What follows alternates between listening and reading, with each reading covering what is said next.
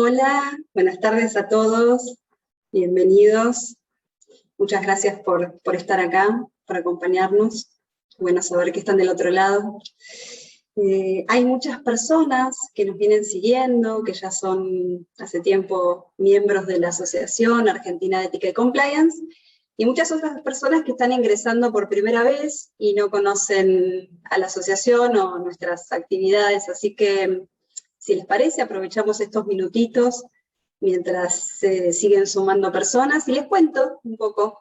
Somos la Asociación Argentina de Ética y Compliance. Buenas tardes. Una organización sin fines de lucro. Y nuestro objetivo es muy simple, es fomentar y difundir los valores y las mejores prácticas de ética y compliance, ¿sí?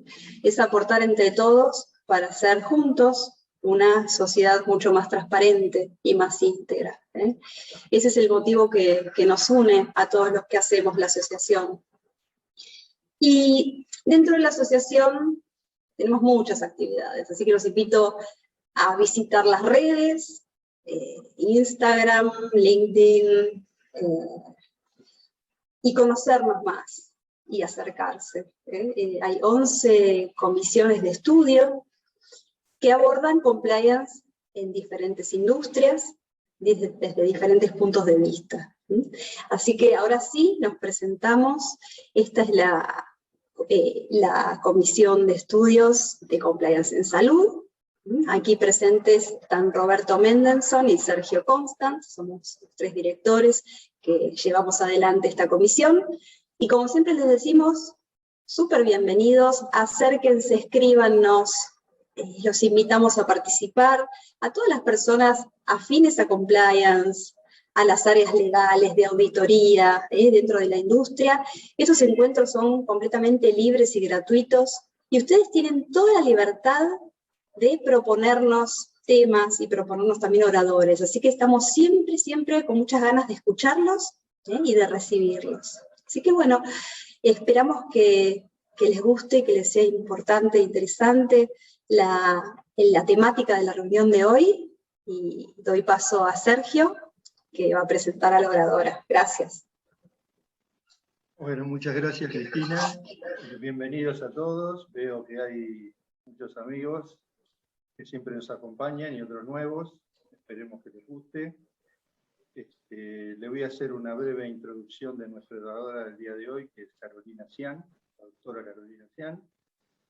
La doctora Carolina Cian estudió farmacia y bioquímica con orientación en biotecnología en la Universidad de Buenos Aires. Cuenta con posgrados en asuntos regulatorios a nivel nacional e internacional. Cuenta con 20 años de experiencia en asuntos regulatorios en la industria farmacéutica y biofarmacéutica, además de consultoría, ocupando posiciones globales en los últimos 12 años. Actualmente es gerente de asuntos regulatorios en la Cámara Argentina de Especialidades Medicinales, conocida en el rubro como CAEME. Forma parte del Comité de Expertos de Asuntos Regulatorios de SAFIBI, que es la Asociación Argentina de Farmacia y Bioquímica Industrial, desde 2012, y participa del programa de especialización en asuntos regulatorios de SAFIBI como coordinadora académica y disertante. Es miembro de Regulatory Affairs Professional Society, DIA Global Forum, y representante en Argentina en la Federación Latinoamericana de la Industria Farmacéutica, FIFARMA. Bueno, le voy a dar paso a la doctora Carolina para que nos deleite con su presentación.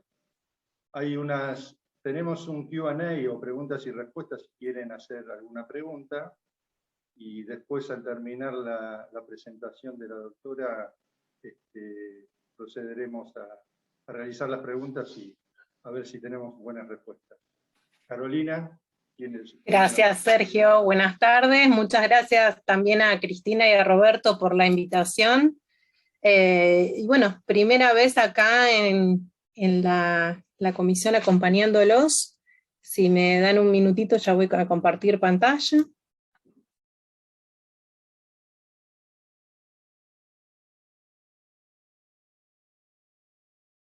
Muy bien. Se ve bien ahí, ¿no? Sí, perfecto. Gracias. Bueno, si les parece entonces vamos a ir comenzando. Quería, bueno, como les decía, agradecerles por la invitación, primera vez en la Asociación Argentina de Ética y Compliance, y bueno, para mí es un lujo poder acercarme a la Comisión de Salud a compartir estos temas que tanto me apasionan y con los que vengo trabajando desde hace tanto tiempo, ¿sí? Nos propusimos para hoy entonces compartir la mirada desde el área regulatoria, ¿sí? Antes que nada, quería aclarar cierta posibilidad de conflicto de intereses. Las opiniones que voy a expresar obviamente son todas personales y no necesariamente representan a las organizaciones en las que trabajo. Y la agenda prevista entonces para el día de hoy está concentrada en 4 ejes. Primero, acercarnos a la industria farmacéutica desde el panorama regulatorio global. Luego, introducirnos en lo que es el ciclo de vida de los productos farmacéuticos, darle un marco, acercarnos al marco regulatorio en Argentina, y terminar con los desafíos regulatorios para la región, ¿sí? Así que, sin más, empezamos entonces a pensar en este panorama regulatorio global. Salud, un tema que nos ha dado que hablar durante todo el año pasado, principalmente, y lo que va de este año. Creo que ahora todo el mundo se ha hecho experto en muchos de estos temas. Y bueno, básicamente la pandemia lamentablemente nos hizo acercar a muchos de estos procesos. Quería, para empezar, recordarles que los medicamentos son productos que tienen que pasar por un proceso de autorización. Para eso tenemos que pasar por las distintas agencias regulatorias, que en los países pueden ser desde los ministerios de salud o agencias regulatorias independientes, que se fueron creando muchas veces por necesidad a lo largo de los años, y como la más histórica para nosotros y muy conocida es la FDA de Estados Unidos, que fue la que ha marcado como un antecedente y la pionera en lo que son las agencias regulatorias para el control de distintos alimentos, medicamentos, productos médicos, que cada una de las agencias tiene cierto alcance y responsabilidades. No vamos a entrar en detalle en esto hoy, pero sí quería resaltarle en esta línea temporal para que tengamos presente que, bueno, medicamentos existen incluso desde siglos previos, pero han pasado por otras formas de aprobación, y justamente, como verán, las agencias regulatorias son relativamente nuevas, la mayoría no tiene ni 40 años, ¿sí? Nosotros obviamente vamos a destacar a ANMAT de Argentina, que fue creada en el año 92, también a través de un proceso poco feliz, que fue el famoso caso del propóleo.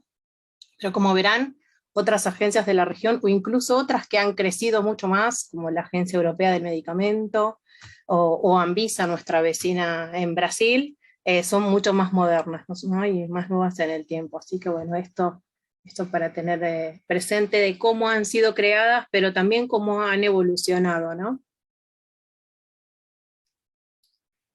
Bueno, y a su vez, algo que es importante es cómo se van relacionando, ¿no?, estas agencias regulatorias, porque a su vez no es que uno registra un producto o un medicamento, en este caso, en un país y no tiene nada que ver con el otro, no. Las agencias van formando coaliciones, asociaciones, como se van dando obviamente en distintos ámbitos, y también ocurre lo mismo desde la industria farmacéutica. Y es por eso que vamos viendo, bueno, este justamente es un mapa de las iniciativas que tal vez tiene unos añitos, pero me parece importante destacar cómo al ir participando estas agencias en distintas iniciativas a nivel global, van generando la posibilidad de la armonización y la posibilidad de poder contar con un producto que esté registrado en más de una región en menor tiempo posible.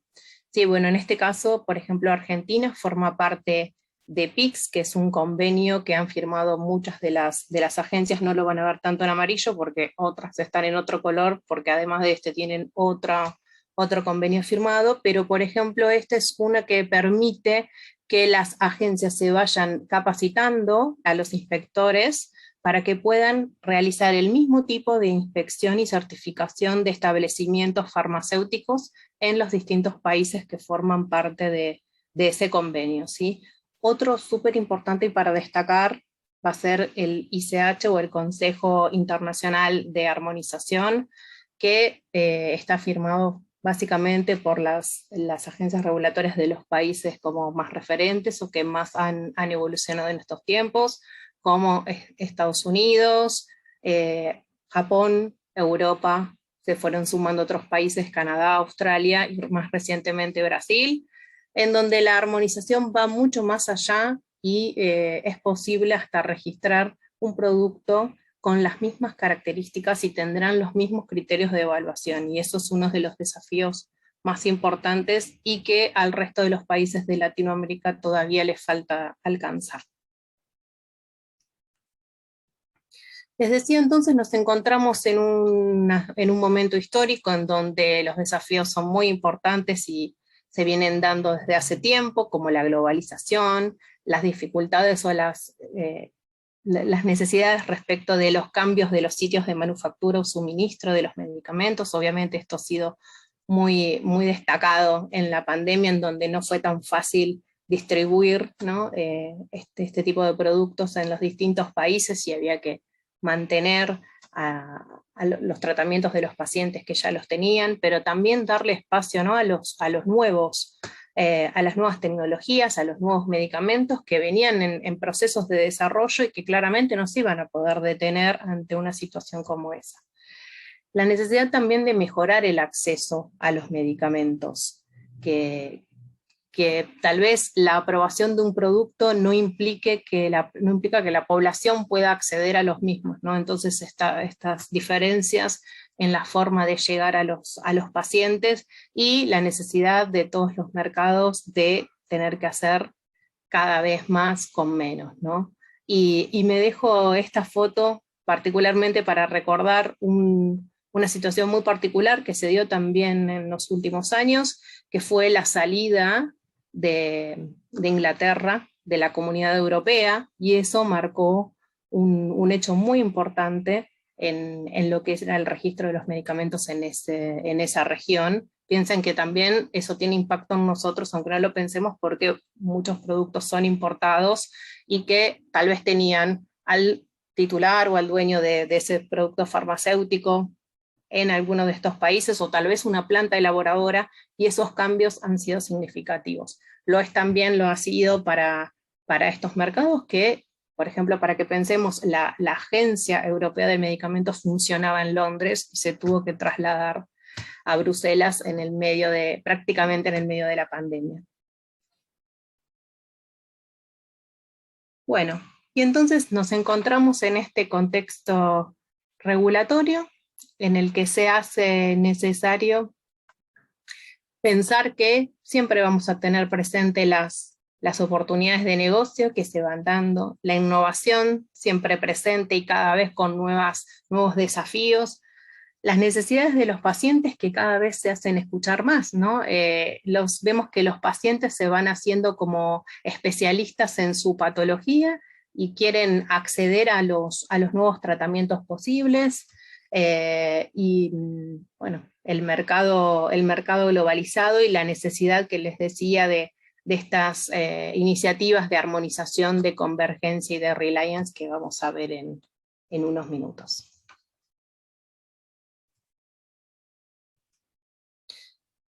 Bueno, pasando entonces al segundo tema que queríamos desarrollar, pensamos en cómo es el ciclo de vida de los productos farmacéuticos.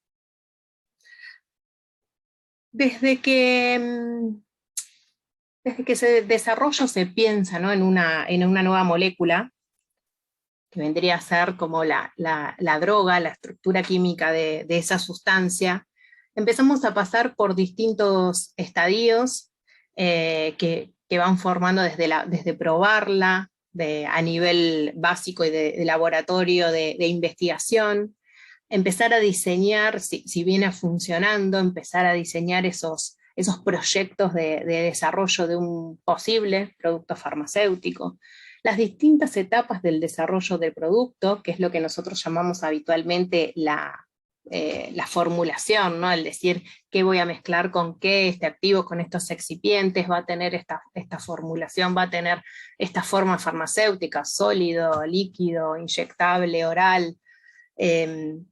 Toda esa forma parte del desarrollo del medicamento en sí, de lo que llamamos el desarrollo farmacéutico, pero también tenemos que en simultáneo ir desarrollando toda la estrategia regulatoria y también comercial.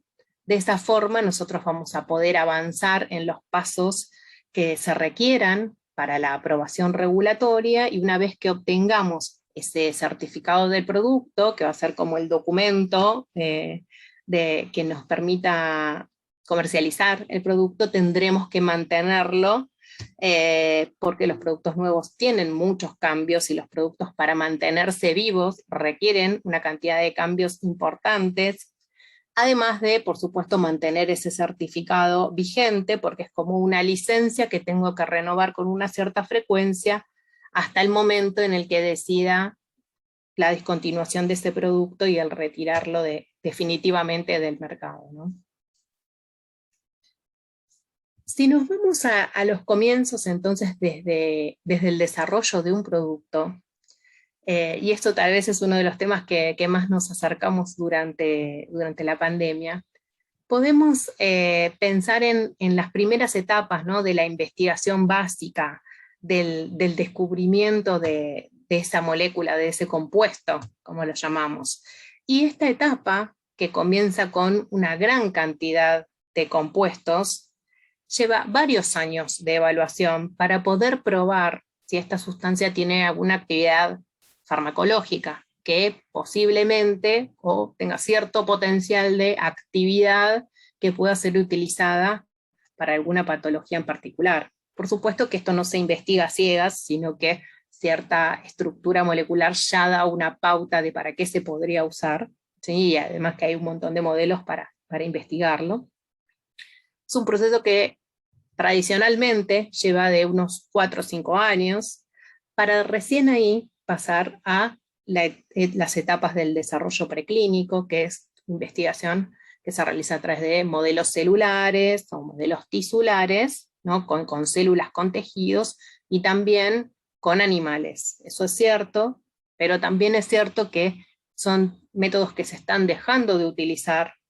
Sí o sí se tienen que usar, no es que se puedan dejar de usar, pero sí cumplen los criterios de las 3R, de tratar de reducir la cantidad de ensayos que se hagan con animales, de tratar de contar con la menor cantidad de test y menor cantidad de animales en uso. Y lo otro también que se aplica es justamente tratar de evitar estos modelos, y por eso pasar a los modelos más in vitro.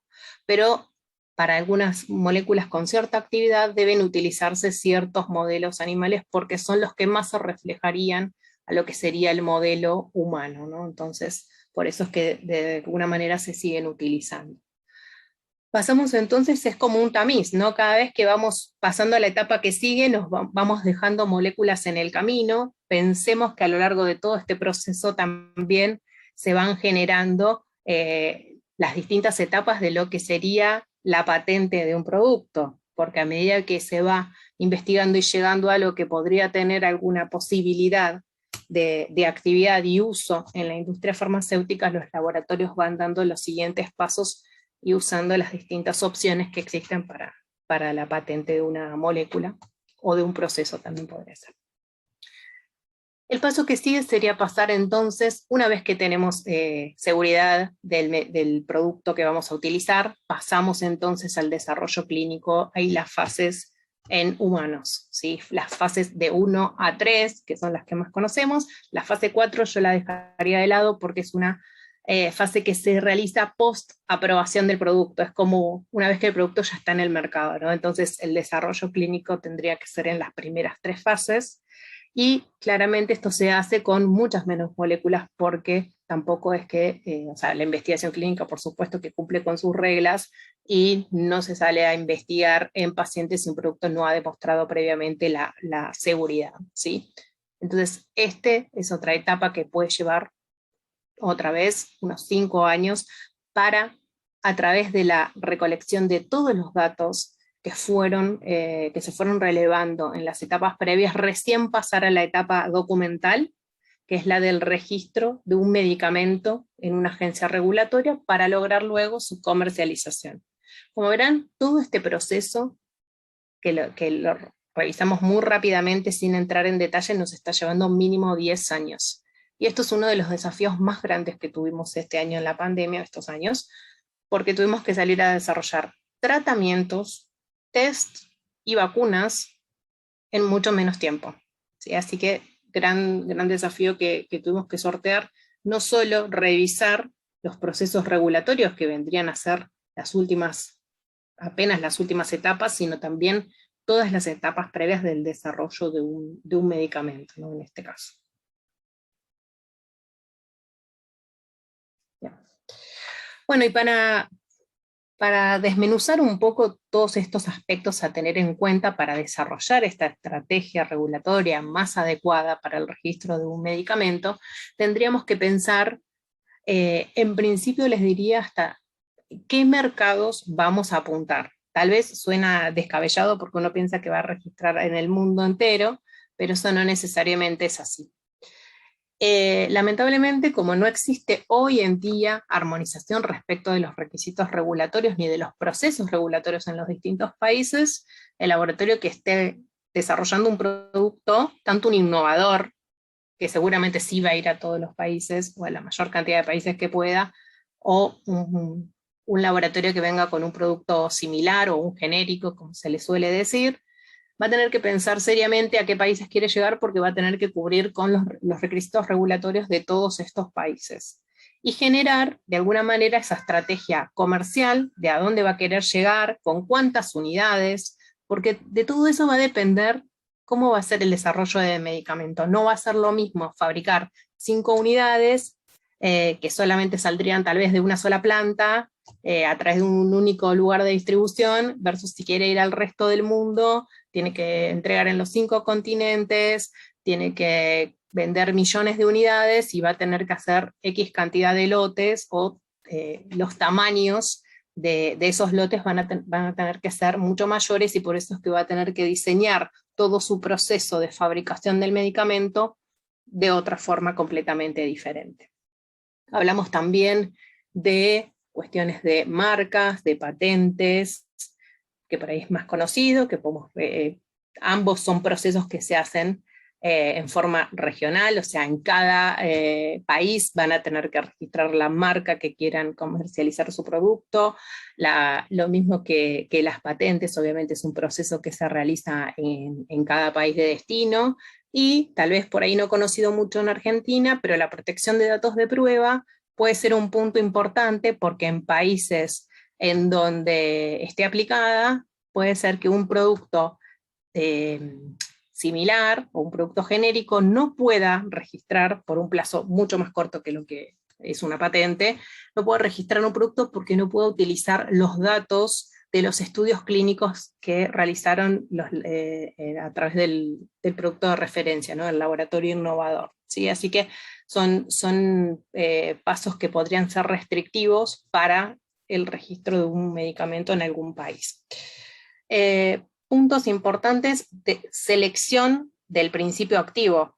Aunque estemos hablando del mismo principio activo, obviamente hay distintas, no es que hay distintas marcas, pero sí hay distintos tipos de fabricantes de principios activos, ¿no? Entonces, hay algunos que tal vez son más tradicionales, que son los laboratorios con los que se venían trabajando. Es como siempre, es como el paso más importante, o el insumo más importante en un medicamento, ese principio activo. Por eso es que hay que comprar a un laboratorio que sea confiable, que tenga que pasar por una serie de distintos pasos para calificarlo.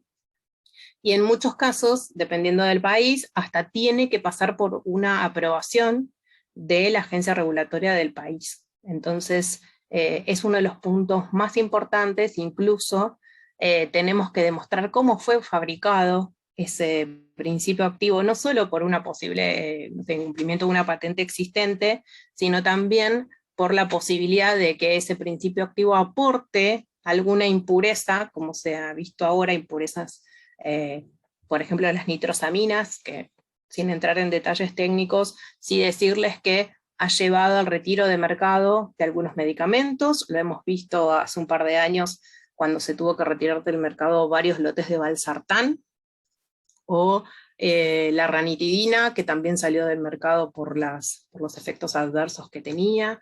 Entonces, siempre el medicamento va a ser un producto que va a estar al cuidado que la agencia regulatoria va a estar detrás y que el laboratorio titular va a tener que rendir cuentas en todo momento.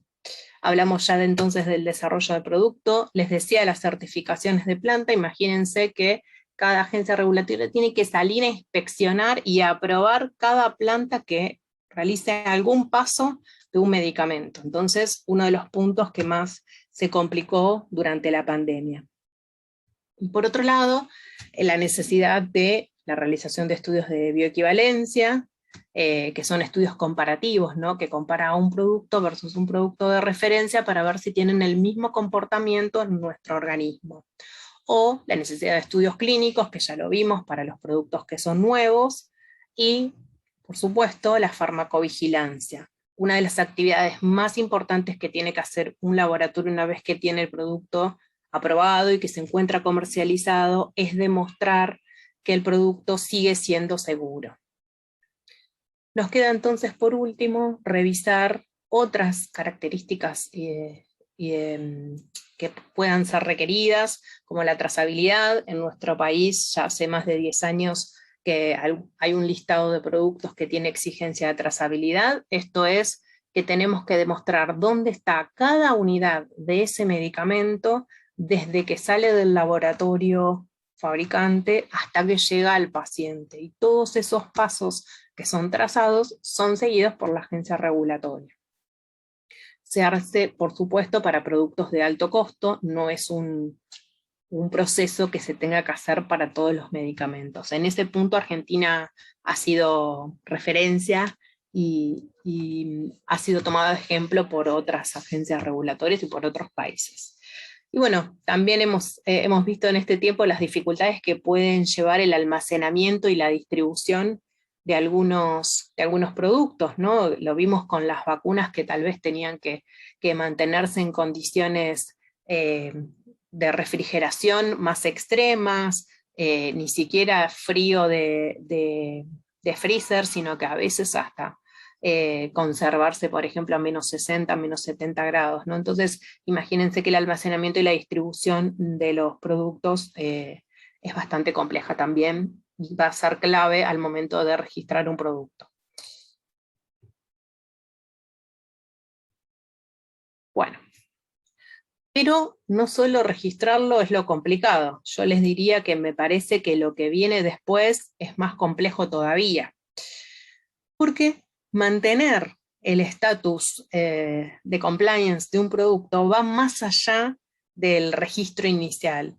Y esto tiene que ver con que el producto obviamente va a estar vivo, y esto requiere que se sigan muchos pasos y que se vayan realizando las actualizaciones necesarias, además de mantener esos certificados vigentes para que el producto pueda seguir siendo comercializado.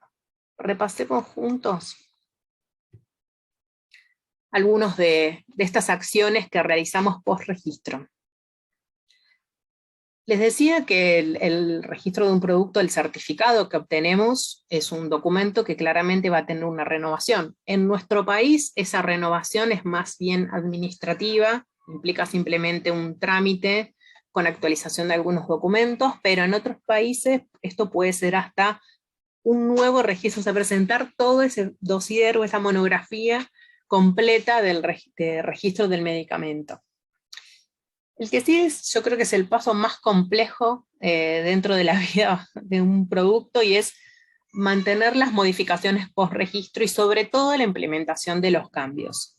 Esto se debe a que, sobre todo en los productos nuevos, una vez que se entrega todo ese dossier para registrar, inmediatamente el producto es como que se va probando en varios países, y eso va a hacer que tengamos que aumentar el tamaño del lote, tengamos que hacer ajustes, cambios. Entonces, es como que los primeros años de vida del producto tienen muchísimos cambios. Esto en productos biológicos o biotecnológicos se nota aún más. Y es por eso que todos estos cambios tienen que obviamente presentarse ante las agencias regulatorias, en la mayoría de los casos esperar aprobación. En nuestro país prácticamente no hay cambios que sean notificación, todos requieren pasar por una etapa de evaluación y aprobación para que después podamos implementar esos cambios. Y entonces cuando esto ocurre en un producto que está registrado en muchos países, es donde más complejo se hace, porque claramente no todas las agencias regulatorias siguen los mismos procedimientos, cada uno tiene sus tiempos y por eso es que es tan compleja esa implementación. Este es el punto en el que tenemos que estar en la delgada línea entre cuándo se van aprobando, cuándo vamos implementando, para no estar fuera de compliance en alguno de los países en donde algo ya se aprobó y no implementamos, o si queremos implementar algún cambio que aún no se ha aprobado, ¿sí?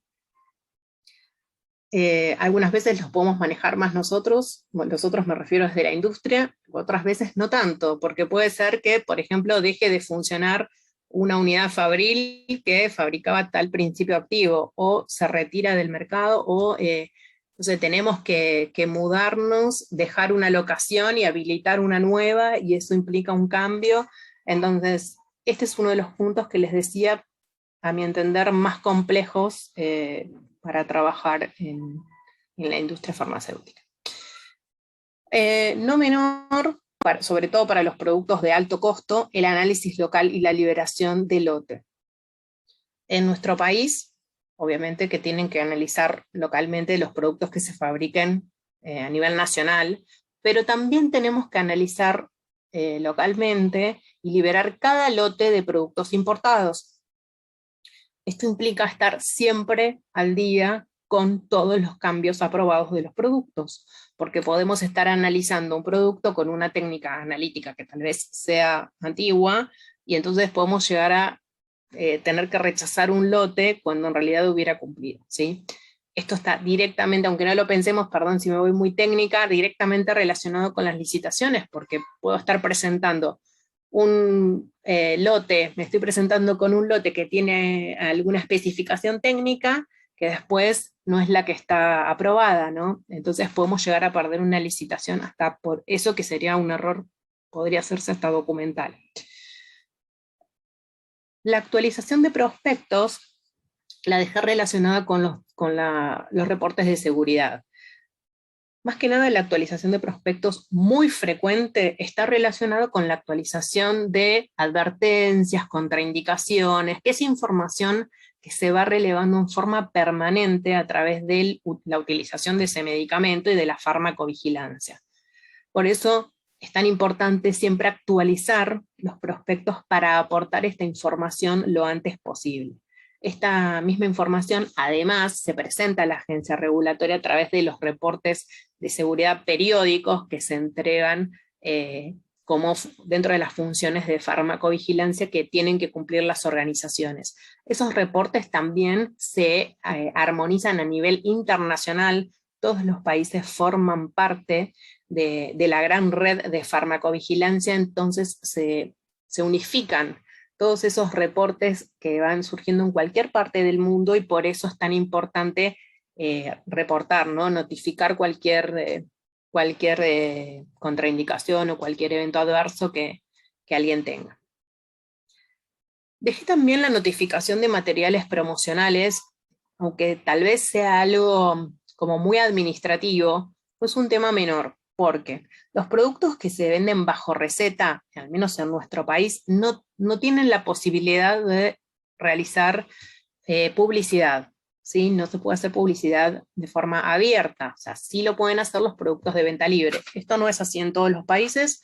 En otros países, por ejemplo, se puede hacer publicidad hasta de un producto oncológico. No es en nuestro caso. Y es por eso que también, como parte de las actividades regulatorias, tenemos que notificar todo material que estemos aportando entonces a los médicos, básicamente, porque no podemos acercar información sobre los productos en forma directa a los pacientes. Bien. Y al momento de decidir dejar de comercializar un producto, que esto puede ocurre más seguido de lo que pensamos, no es un proceso tan fácil, si bien es una decisión tal vez más comercial, pero al ser un producto utilizado para la salud, es fundamental acercar esta propuesta a la agencia regulatoria, porque podemos estar dejando sin tratamiento a parte de la población. Entonces, la decisión de dejar de comercializar un producto no es tan fácil de realizar, ¿sí? Algunos países incluso, al tomar la decisión de discontinuar el producto, nos obligan a tener un stock de reserva, tal vez dan facilidades para que otro laboratorio que lo tenía aprobado lo empiece a comercializar y de alguna manera entonces cubrir ese mercado que estaría quedando sin acceso a la medicación, ¿no? Y en algunos casos hasta incluso nos piden que cancelemos ese registro, o sea, si ya decidimos no comercializarlo más, y que no sea algo provisorio, por supuesto, tendríamos que hasta cancelar ese certificado de registro. Bien. Bueno, pasemos entonces a repasar rápidamente el marco regulatorio en Argentina. Algunas pistas ya estuvimos dando al momento de trabajar los puntos anteriores, pero bueno, algunos aspectos por ahí a resaltar con las normas más relevantes que tengan que ver con la actividad, y tendríamos que empezar entonces por las buenas prácticas de fabricación y control.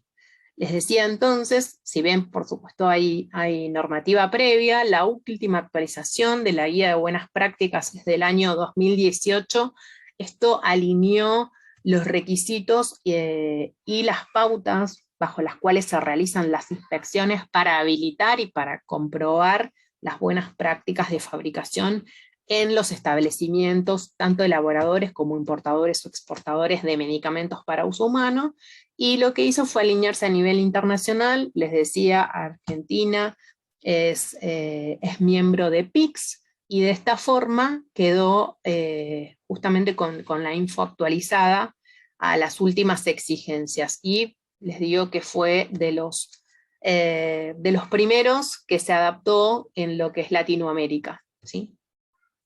Incluyó también otros tipos de productos que se estaban recién regulando a partir de este momento, y eso se los digo un poquitito más adelante. Se complementó, por supuesto, con disposiciones de años siguientes, en donde agregaron una clasificación de las deficiencias en las buenas prácticas de fabricación y control. Esto es les diría, un clásico en ANMAT, que una vez que sacan la guía con lo que la industria tiene que cumplir, la acompañan con la clasificación de deficiencias, porque de esa forma dan transparencia al proceso de inspección, ¿no? Y generación del acta con las observaciones. Y algo que se agregó, que es un proceso bastante parecido a lo que hacen, por ejemplo, en Estados Unidos con las cartas de notificación, es generar un mecanismo de notificación de las deficiencias y un seguimiento de acciones correctivas, y estas cartas terminan siendo públicas, ¿no? Es decir que, además de que las recibe el laboratorio, quedan publicadas en la página de ANMAT, o sea que termina conociéndose cuál es la situación de los laboratorios públicamente. Bueno, siguiendo entonces con el esquema que revisamos del ciclo de vida de un producto, tendríamos que pensar entonces en la investigación clínica. Y también Argentina, un país con mucha historia en investigación clínica farmacológica. La última actualización de la Guía de Buenas Prácticas es del año 2010.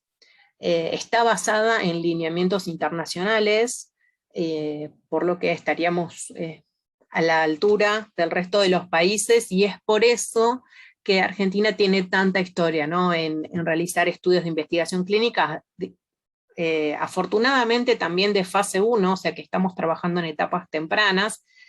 Antes lo era más para fases 2 y 3, sobre todo para la fase 3, que es la que se hace que utilizan una población un poco más grande, ¿no? y que suelen ser ensayos multicéntricos que tal vez se realizan en simultáneo en diferentes países.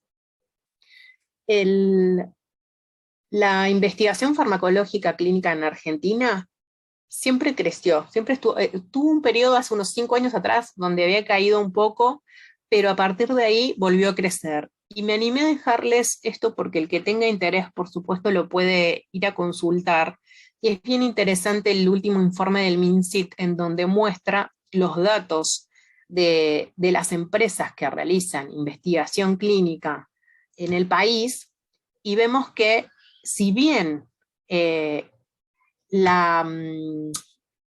ha caído en general, ¿no?, la inversión en I+D, lo que sí creció fue la inversión en I+D, pero relacionada con la investigación clínica. Entonces, van a poder ver, si después ven el informe, que tan solo un 5% de las empresas que realizan investigación, o sea, I+D en general, es el que aporta el 32,5% de la inversión. O sea que son muy pocas las empresas que invierten mucho en hacer investigación clínica. Esto creció aún más durante la pandemia, porque Argentina fue un país que apostó a la investigación clínica y por eso tuvimos investigación clínica en tratamientos, en tests y también en vacunas. ¿Sí? Hoy afortunadamente salió la publicación en Boletín Oficial que todos aquellos que participaron como voluntarios de los estudios de investigación clínica en vacunas van a poder acceder a su certificado de vacunación, ¿sí? Así que no es menor que gran parte de la población recibió vacunas por haber participado en los procesos de investigación clínica, porque un punto importante es que los laboratorios que estuvieron como sponsors de estas investigaciones en vacunas relacionadas con COVID, le tuvieron que entregar a los pacientes, o sea, a los voluntarios que participaron, vacunas a todos. Es decir, que los que participaban tal vez de la rama que tenía placebo, también recibieron vacunas, ¿no? Entonces, es una población importante la que fue vacunada.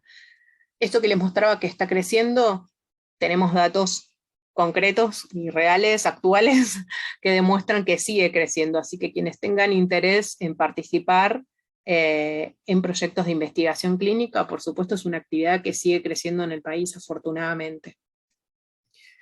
Bueno,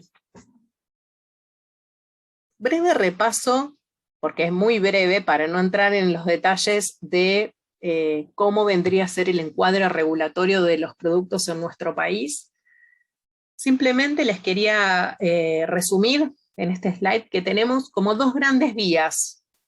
La vía de los productos sintéticos o semisintéticos, que son las drogas más pequeñas, como les solemos decir, versus el camino de los productos biológicos, biotecnológicos, las vacunas, que son tal vez los productos más complejos, que esos van por mecanismos completamente diferentes. El primero es el del decreto 150 del 92, aquel que surgió en los inicios de ANMAT, en donde las categorías por las que podemos registrar a los medicamentos son el artículo 3º, 4º y 5º, aplica diferenciando, ¿no?, si es nacional, si es importado, si tiene un registro previo en el país o no, de dónde, si cuenta con una evidencia de comercialización, dónde se fabrica. Y de esa forma entonces los vamos clasificando versus la historia con los biológicos, que tiene cada uno su normativa particular. Y nos vamos a encontrar con una última categoría, que la voy a explicar un poco al final, que es el de registro bajo condiciones especiales, que puede aplicar tanto a moléculas sintéticas, o sea, las pequeñas, como a los productos biológicos o biotecnológicos. Bueno, resumiendo entonces, el decreto 150 del 92 era el que regula registro, elaboración, fraccionamiento, prescripción, expendio, comercialización, importación, exportación de medicamentos. Tenía el esquema del artículo 3º, 4º y 5º. Podríamos pensar que los terceros son los de fabricación nacional. Lo voy a decir a grandes rasgos para que les quede alguna idea. El cuarto es el del producto importado de un país de alta vigilancia sanitaria, y el quinto es el que no cumple con alguno de los dos criterios, ¿sí? Es el no tercero, no cuarto. Este decreto lo que planteaba es que hay dos listados, el anexo 1 y el anexo 2, que tienen listados de países, y esto nos ayuda a ordenar si entra como un artículo cuarto, o como un artículo tercero, o un quinto, ¿sí? La base del registro por esta vía es contar con una evidencia de comercialización, ¿sí? Entonces, tenemos que contar con evidencia de que el producto se comercializa en algún país del mundo, y eso nos va a dar la pauta de si lo podemos registrar por alguna de estas vías, o si directamente nos vamos a un artículo quinto, que va a ser un producto que va a tener que presentar estudios clínicos que avalen no solo la calidad, sino la seguridad y la eficacia, ¿sí? Todos los productos que se presenten por esta vía como similar de un producto existente, o sea, un producto que venga a ser una copia de un producto que fue innovador, va a tener que demostrar equivalencia farmacéutica, ¿sí? Que esto es in vitro, demostrar que se va a comportar de la misma manera que el otro. Y hay un grupo de productos que van a tener que demostrar esa equivalencia, pero in vivo, ¿no? Esto otra vez en humanos. En Argentina, los criterios están dados por una gran cantidad de normas, por eso ni las listé, porque son numerosas disposiciones que desde el año 99 en adelante han ido determinando las pautas de los productos que podrían estar con exigencia de bioequivalencia, algunos que se iban bajando, y actualmente lo que sí quería que les quedara es que el listado de productos con exigencia de bioequivalencia son 63. Llegó a ser más grande, hoy es 63.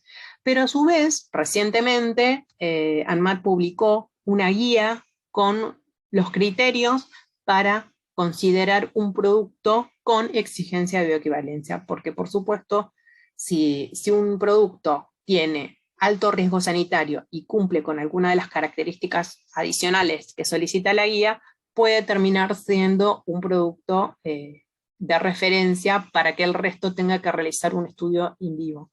Piensen que estamos hablando de productos de alto riesgo que suelen ser de ventana terapéutica estrecha, que le decimos que no puede haber una falla en la dosificación, ¿no? Eso es lo que quiero decir, que entre lo que dosificó el paciente y el riesgo de toxicidad estamos muy cerca, ¿no?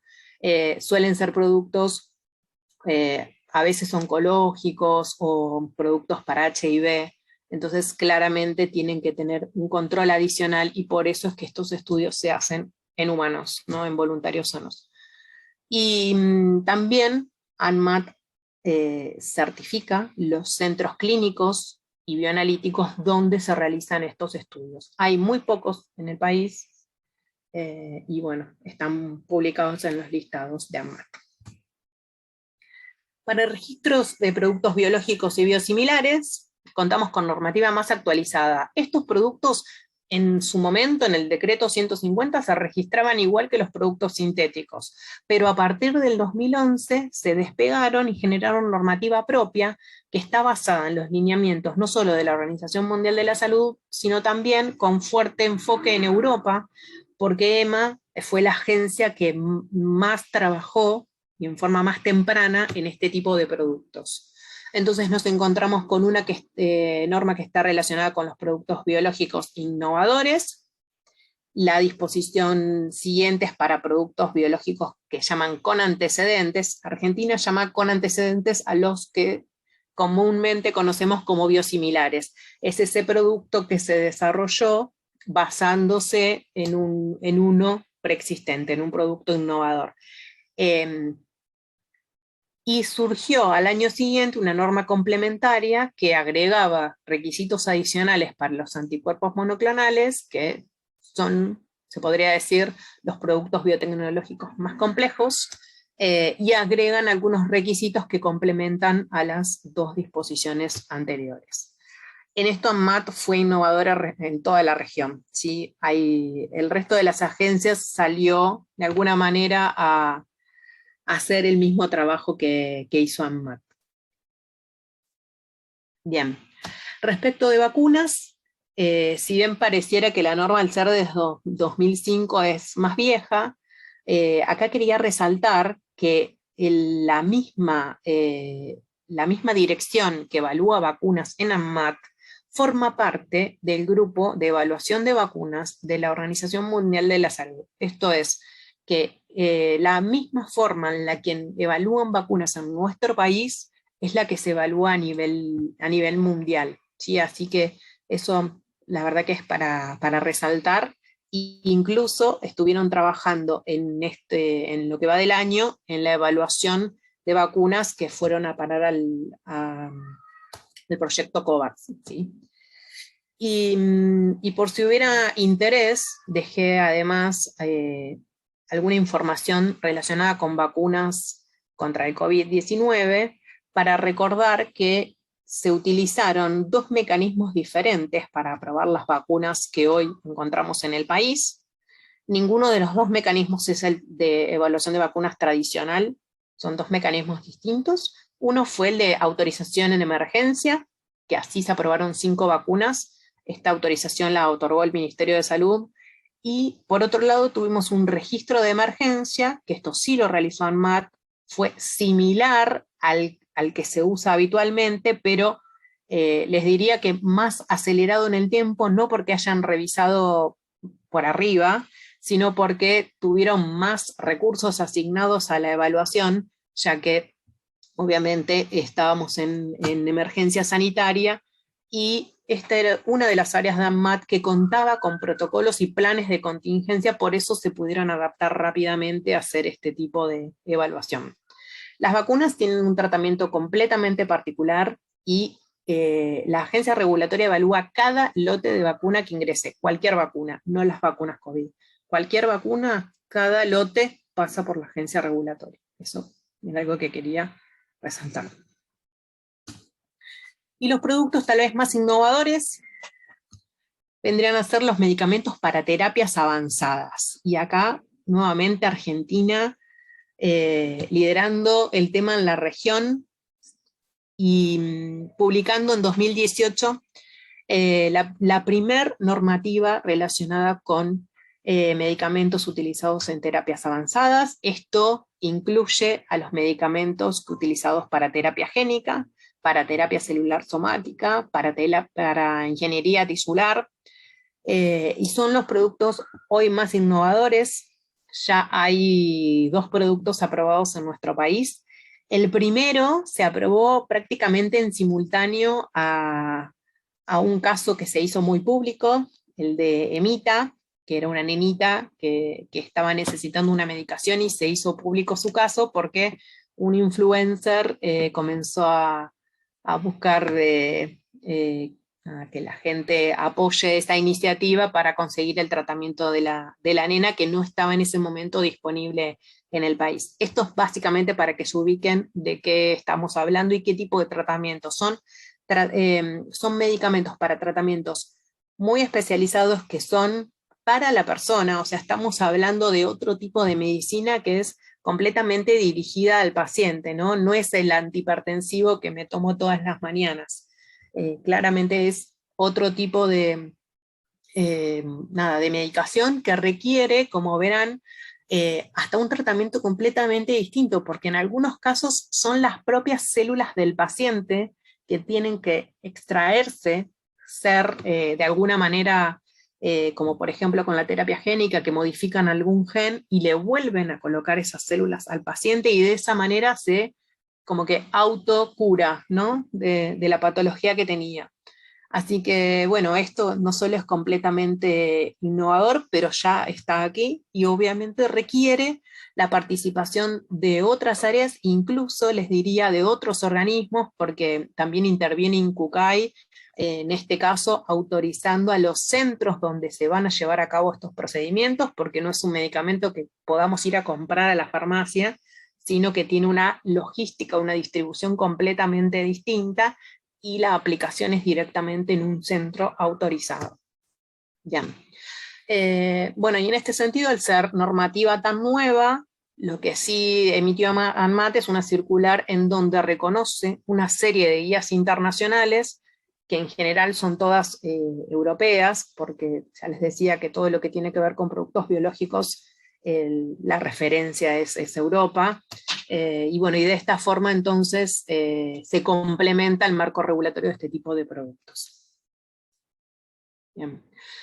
Los registros bajo condiciones especiales, que pueden ser tanto sintéticos como biológicos, son aquellos que están destinados al tratamiento de enfermedades serias o poco frecuentes y que no cuentan con estudios fase 3. ¿Se acuerdan que les decía que para pasar al registro de un medicamento teníamos que contar con estudios al menos en fase 3, que era la que llegaba a un número determinado de población y son los estudios que se utilizan para demostrar eficacia? Entonces, esto hace que en nuestro país, que si bien no existe una forma de declarar al producto como un orphan drug, que sí ocurre en otros países, lo que sí se realiza es una vía alternativa al registro tradicional en donde previamente el laboratorio tiene que presentar todos estos antecedentes y solicitar que pueda registrar ese producto sin estudios fase 3 terminados. ¿Sí? Este es un tipo de registro que es, no les digo que es más reducido porque no lo es, pero que lo que se obtiene es una autorización de comercialización del producto por 1 año, mientras que para los productos tradicionales es de 5 años.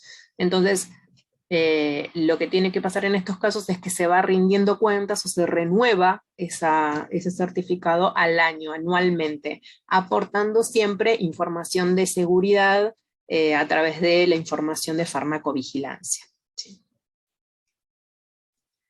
Bueno, al final de todo este recorrido, aún no podemos llegar a comercializar en ese producto, y eso es lo que quiero resumir acá. La autorización efectiva de comercialización en nuestro país es el pasaje de la segunda instancia posterior a obtener el registro, que es lo que se llama autorización de primer lote. Tenemos 2 normas distintas, una que aplica a productos sintéticos y otra que aplica a productos biológicos, son equivalentes, y lo que hace es dar los lineamientos y las pautas y explicar el procedimiento con plazos, porque ambas normas lo que tienen es la exigencia de que tenemos 180 días para poner en mercado un producto que ya se consiguió el registro. ¿Sí? Esto, cuando se publicó, fue bastante, les diría que conmocionó un poco a la industria, porque estaban acostumbrados a que a veces registraban productos que nunca lanzaban, nunca comercializaban, aunque les puedo decir que es la tendencia mundial que las autoridades regulatorias exijan el lanzamiento de un producto que se registró, ¿sí? Porque si no, no tendría sentido destinar recursos a la evaluación de un nuevo producto que nunca llega a la población. Bueno, sobre farmacovigilancia creo que ya hablé bastante. Lo importante, les decía, siempre es minimizar el riesgo de un producto y justamente preservar el beneficio. Por eso hay 2 tipos de actividades de farmacovigilancia, una que se hace todo el tiempo, que es la evaluación, detección de los efectos adversos, la notificación, si son serios, graves, es con un plazo muy corto, y cuando no son así, no son serios o no son graves, se presentan en esos informes periódicos. Pero hay productos que son muy complejos o tal vez muy nuevos, en donde se requiere un plan de gestión de riesgos, que es una actividad de farmacovigilancia más activa. Es nosotros, la industria, ir detrás del paciente y preguntar todo el tiempo cómo viene evolucionando para recolectar fácilmente esa información. Bien. Y ya llegando casi al final, les diría entonces, entramos a los desafíos regulatorios regionales.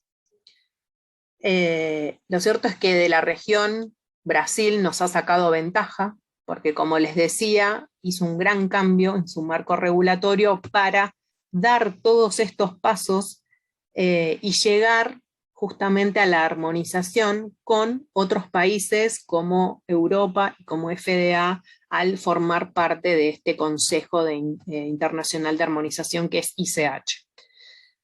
Y por un lado, quería destacar que es una sugerencia de la Organización Panamericana de la Salud desde hace muchos años, pero que se intensificó aún más en pandemia, que tiene que ver con dar estos pequeños pasos para conseguir la armonización de los requisitos regulatorios para que los productos puedan ser evaluados de forma equitativa, que haya transparencia en los procesos y que eso permita la convergencia, ¿no? El el poder lograr el paso que sigue, que es el reliance regulatorio, que es la confianza en la evaluación de un proceso que haya hecho previamente otra agencia regulatoria.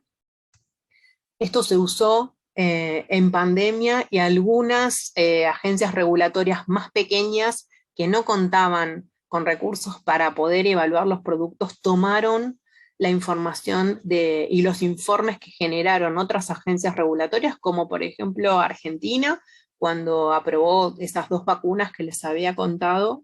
Otras agencias, sobre todo de Centroamérica, se basaron en las evaluaciones que se hicieron en Argentina para poder aprobar sus productos en un menor plazo. Y los desafíos entonces están relacionados, les decía, con disminución de la duplicidad de procesos, porque a veces están evaluando nuevamente lo mismo, y también el ahorro de recursos, de tiempo de evaluación, la optimización de la experiencia, lo que otro hizo hasta ahora. No todas las agencias tienen esta costumbre, pero por ejemplo Europa publica los resultados de la evaluación de los medicamentos. Entonces otras agencias pueden acceder rápidamente a eso y optimizar estos tiempos. Y ya para ir cerrando, quería entonces dejarles unas palabras que compartieron desde la Organización Mundial de la Salud este año, en el Día de la Salud, en abril, que nos invitaba entonces a volver a pensar, a trabajar codo a codo, a unir los recursos, acercarnos a los que tienen las dificultades para poder, como les decía, escuchar a los pacientes, saber qué es lo que están necesitando, para poder ofrecer justamente productos que sean más adecuados. Garantizar la recopilación de datos. Hoy hay agencias que ni siquiera tienen la información digitalizada, que tuvieron que salir a hacerlo durante la pandemia, a cambiar sus procesos para que esa información esté más disponible, que piensen que cuanto eso ya tenemos otras experiencias en donde eso ha funcionado, como por ejemplo en farmacovigilancia, ¿sí? Adoptar un enfoque sanitario integral, es decir, no pensar en que cambio una norma puntualmente para actualizar o optimizar este proceso, sino dar una mirada integral a todo el proceso regulatorio durante todo el ciclo de vida de un producto. Y recordar, otra cosa que también nos trajo la pandemia es el actuar más allá de las fronteras nacionales, es decir, dejar de lado el pensar que podemos hacer las cosas por nosotros mismos y sin mirar hacia el costado, cuando en realidad otros pueden compartir otras miradas. Bien, así que bueno, con esto estamos llegando al final. Tenemos previsto entonces unos minutos para preguntas y comentarios. Muchas gracias, Carolina. Súper claro, re interesante todo. La verdad es que súper interesante. Tenemos algunas preguntitas, 3 cargadas en el Q&A. Yo te las leo y a ver si las leo correctamente. La primera de Lucía es: ¿cuáles serían los pasos a seguir y el marco normativo aplicable al procedimiento de retiro de mercado en el caso de productos médicos PM? Bueno, nosotros hoy nos focalizamos en lo que es medicamentos, pero productos médicos tiene procedimientos muy similares. Lo cierto es que, bueno, fue otro área que se ha desarrollado muchísimo en plena pandemia, pero bueno, ya les digo, el procedimiento para retiro del mercado existe, está previsto en su guía de buenas prácticas y es equivalente al que hacen los medicamentos. O sea, cada compañía debe asegurar cómo es el circuito de la logística inversa para obtener todas esas unidades que quedaron en el mercado, y cómo es esa notificación que debe hacer a la agencia regulatoria para notificar justamente el destino de todas esas unidades, y los motivos, por supuesto, porque esto es parte de la fiscalización que hace la agencia regulatoria. En ese caso, en lugar de ser el INAME o el Instituto Nacional de Medicamentos, va a ser el Instituto Nacional de Tecnología Médica. Pero es paralelo, es la misma situación. Perfecto, bárbaro. Y tenemos dos preguntas más, una de Agla, que pregunta si ANMAT aplica algún equivalente a la Sunset Clause de la EMA, es decir, la extensión del registro ante la falta de distribución o comercialización de un medicamento por un periodo igual o mayor a 3 años. No está tan previsto así, es más caso a caso.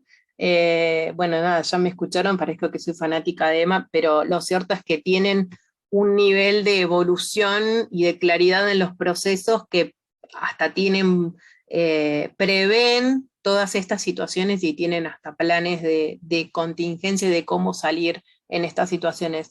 No necesariamente es igual en nuestro país, hay situaciones que no están en el marco regulatorio existente y que lo que sugerimos siempre es que el laboratorio se acerque con su propuesta a conversarla con las autoridades y llegar al mejor destino. Sí. Perfecto, y la última pregunta que tenemos es de Emilio, que pregunta, desde el cumplimiento regulatorio, ¿cómo toman la gobernanza, entendiendo el cumplimiento de la resolución 789 del 2009? Observan auditorías de protección de seguridad ambiental, del trabajo y ocupacional en todo el país, deficiencias entre habilitaciones municipales como superficies habilitadas, rubros, entendiendo que la habilitación la otorga la autoridad sanitaria jurisdiccional, o sea, la municipalidad. Bueno, está tocando un tema que es súper complejo. Algo que por ahí no aclaramos al comienzo, ANMAT es la agencia regulatoria que va a regular a nivel nacional.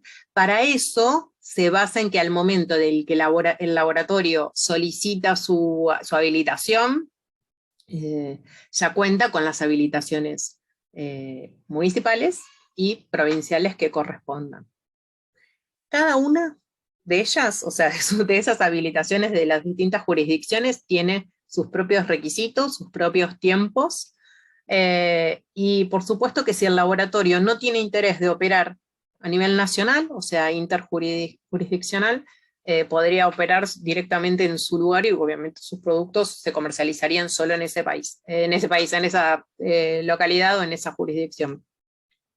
Se dan, de acuerdo a lo que me está comentando, ahí ya me olvidé quién lo preguntó, se dan situaciones muy complejas, porque puede ser que incluso no se cuente con información actualizada o que la habilitación de la localidad nunca llegue, porque hay algunas que son como eternas y no se obtienen, así que puede llegar a ser una situación muy compleja. En general se termina recurriendo a gestores locales que ayuden a destrabar las situaciones, pero lo cierto es que es muy dependiente del caso a caso y de las localidades que estén involucradas. Pero sí, hay casos en que puede ser súper complejo, así que para mí depende de la situación y el caso. Perfecto, súper claro. Gracias, Carolina. Bueno, gracias de vuelta por tu disposición, por toda la explicación que nos diste a lo largo de toda esta hora y algo, más tu disposición para las respuestas a lo que fueron preguntando. Y bueno, agradecerles también a todos los que estuvieron conectados hasta ahora y bueno, recordarles que estén atentos a las próximas actividades que vamos a tener desde la asociación, que se van publicando en nuestras redes. Así que, bueno, más que nada, eso. Muchas gracias en particular a vos, Carolina, y en general a todos los que Gracias, conectados. Caro. Gracias a Cristina, todos. Sergio. Gracias a todos. Los esperamos la próxima. Antes de fin de año le vamos En a dar una breve. sorpresa. Sí. Sorpresa, seguro que sí. Gracias. Bueno, gracias. muchas gracias. Gracias, Caro. Nos vemos. Gracias. Chao.